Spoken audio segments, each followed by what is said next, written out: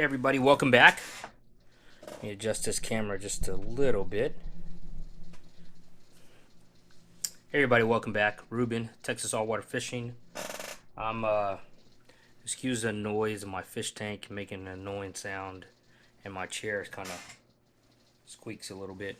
Just editing a video, enjoying some nice Costa Rican coffee, courtesy of my brother and my sister-in-law, who is from Costa Rica. They just got back from a trip over there.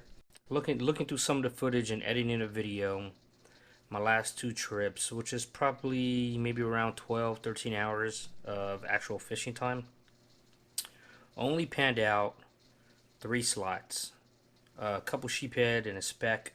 And we fished a spot where I've had success. Um, Previously fished in the spot, I caught 13 specks and 5 were slots. So, I mean, to me, that's a pretty good day, especially around this time of the year as far as the winter bite goes, because it can be a grind out. I was gonna do this video just a little different. I'm gonna show some of the footage, but I did just want to talk about the winter bite. Now, from my own personal experience, I'm not a angler. I'm not a great fisherman. I wouldn't consider myself an angler. I'm more of just an average guy out there with the kayak, out there with the camera, just enjoying myself and figured out share it with you guys. But from my past experiences, fishing during the wintertime, particularly what I look for is I look for deeper spots, deeper holes. This particular spot, it's kind of a coming together with different channels, and it's just a deeper spot to fish. Deeper water means that it's going to be warmer for the fish to hang out in. A lot of times they will hang out in some of that muddy surfaces. So sometimes when I do fish, I'll fish with the Carolina rig, or if I'm throwing soft plastic artificial, I will drag it along the bottom, trying to get that bottom bite, as well as fishing on top water, like trying to target some specks. When you're looking at a spot to fish, if you're looking for a new spot to fish, a lot of time I use Google Maps, but I would also use other resources out there. I know there's resources out there like hook and line. This is wade fishing, shore, and kayak fishing. I know I've used this a lot in the past when I just want to change it up, or even fish a spot that I haven't fished in a long time. I'll use something like this and go back to some of my roots of fishing, bank fishing, and doing some wade fishing. Just another great resource. Just you can hit me up. You follow me on Instagram, or you can email me. If you have any questions or concerns, or ask me, hey, have you fished this area recently, or anything like that, where you want to reach or touch bases, or maybe just share an experience that you just had. Hey, I just tried this spot. This spot was great, or what have you. Now, this particular spot in the video, normally I don't have any problem sharing where I'm fishing with anybody, but I had another YouTuber, another friend of mine, show me this spot, so I'm not really going to get into location that much, but it was in the Galveston, West Bay area. Now, when I fished it last time, when I fished it yesterday, it was just totally dead. I got one bite. I was out there by myself. I got one bite on live shrimp, and that was it. Luckily, it was a slot, but after that, that was it. Saw several other kayakers out there, maybe one or two fish being caught. I think maybe 3 fish between 4 kayakers that I know that were out there, just dead. But 2 days right before that, it was on fire. I mean, kayakers limited out in 30 minutes on specs. That's 10 specs over 15 inches. That's on fire. That's awesome. But what happened between now and then? Between that day and the day I went out? Well, we had a cold front come in. Just a few days before that, when the fish was on fire, there was a full moon. See, so all these things all these things I take into account. I'll use various apps.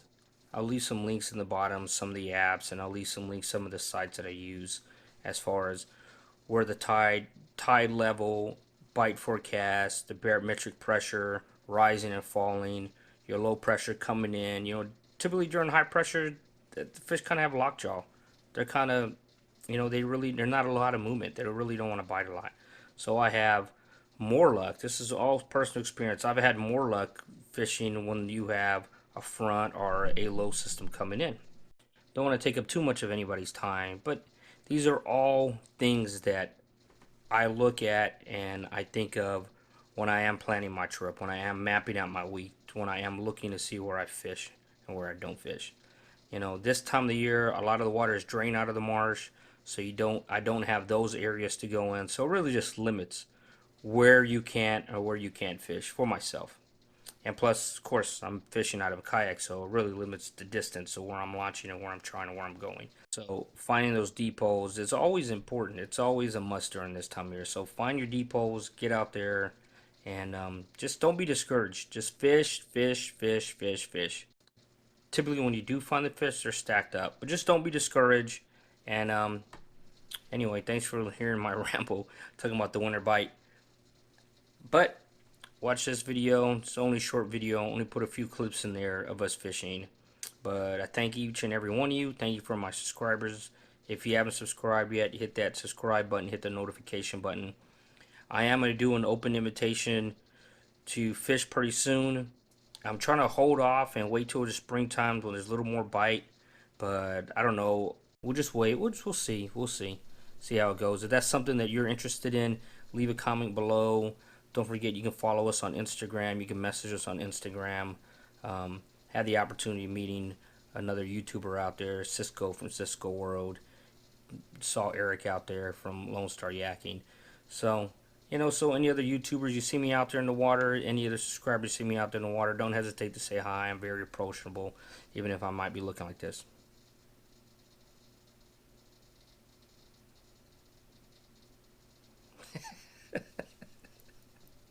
I know I'm stupid. Anyway, but don't hesitate to say hi. You see me out there in the water. You look for that funk sub brother in front of that Outback. But thanks again, and hopefully you enjoy these few clips that we got. I'm a poke fun of Jonathan because I was watching these videos and editing these videos, and oh my god, Jonathan cracks me up. Now, Jonathan is my cousin's kid, okay? His mother and myself grew up like siblings. So I've always treated Jonathan like a little brother. And I love him to death. I mean, he's a much bigger guy than I am now. He's 20 years old. You know, I used to burp him and change his diaper. Actually, I never changed his diaper. But anyway, it's funny. It's funny. I'll put in the outtake, so stick around towards the end. You can see you can see Jonathan. He cracks me up. I had to call him and give him a hard time. He told me I was annoying him, and I think he was very, very close to hanging up on me. But I couldn't breathe. I was laughing so hard. But anyway, yeah, so watch this video, and thanks. We'll see you soon.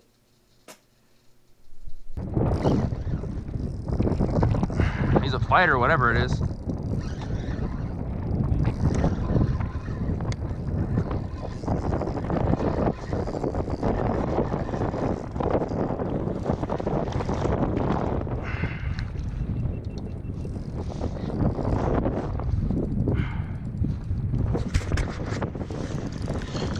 Big old sheep's head.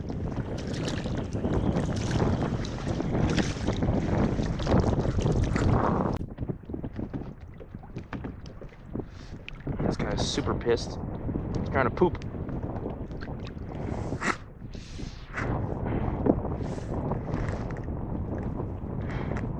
There it goes. Nice little sheep's head.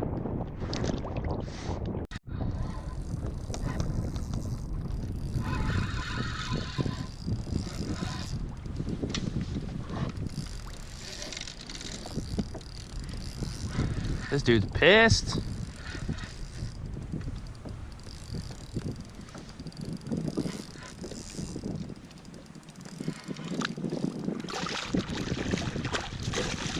Another sheeper.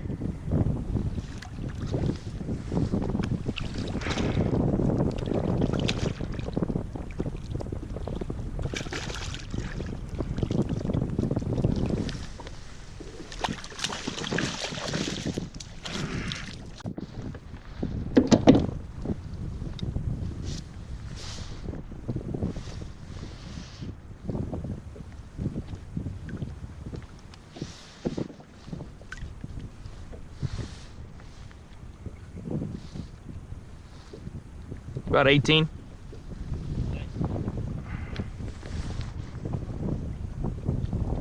Big old sheephead.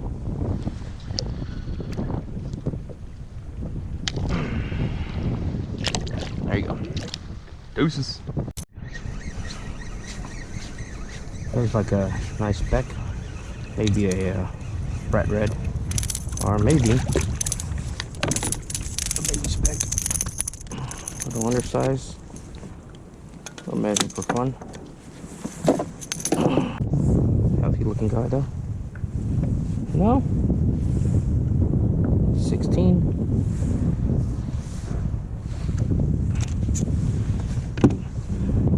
Nice 16-inch beck. Get a lot of this on. Good looking guy.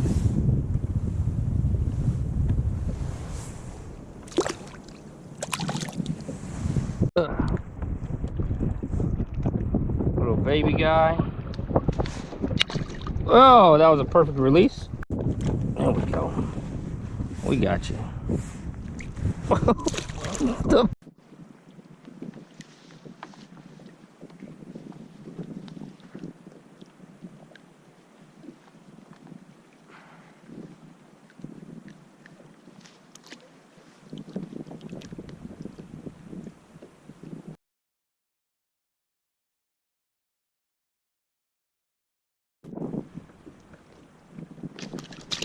Ouch.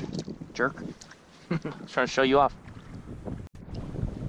I swear, every time I catch a sheephead, no matter what, they always poop. Every time. No matter what? They always poop. Every time. Like this guy has a big old turd hanging out of him that I don't want to put on me. I'm not interested in it. On my big board. And I ain't touching it. On my measuring board this last time. He got a big old turd hanging out.